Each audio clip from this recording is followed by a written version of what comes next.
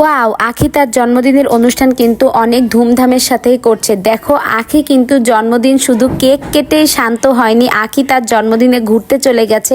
দেখো কত সুন্দর একটা পরিবেশে আখি তার জন্মদিন পালন করছে। তো এত সুন্দর জায়গাটা খুবই ভালো লাগছে। আখির আসলে পছন্দ আছে, আখি যেসব জিনিস পছন্দ করে সেটা কিন্তু তোমার আমার সবারই পছন্দ হবে। দেখো এই জায়গাটা এত সুন্দর, আর আখি গেছে ঘুরতে তখনই কিন্তু বৃষ্টি হচ্ছে।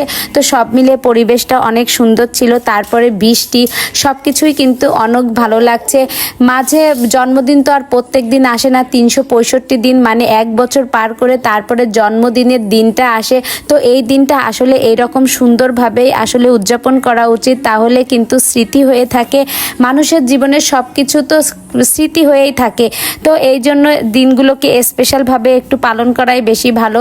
তো আখিকে কিন্তু এই জামাটা পরে অসম্ভব সুন্দর লাগছে। তবে এই জায়গাটা কোথায় আমি কিন্তু চিনতে পারছি না। তোমরা যদি কেউ জেনে থাকো তাহলে কিন্তু অবশ্যই কমেন্ট করে জানাবা। আর আজকে যেহেতু অনেক বৃষ্টি হয়েছে, আখি কিন্তু এই বৃষ্টির ভেজাটা কিন্তু মিস করেনি।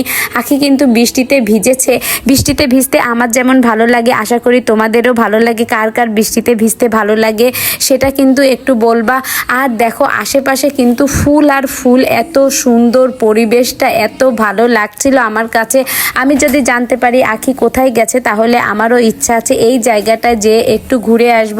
আমারও ইচ্ছা আছে আমি হয়তো জন্মদিন বা ম্যারেজ ডে কোনো একটা সময় যাব, যাতে আমার দিনটা স্মৃতি হয়ে থাকে।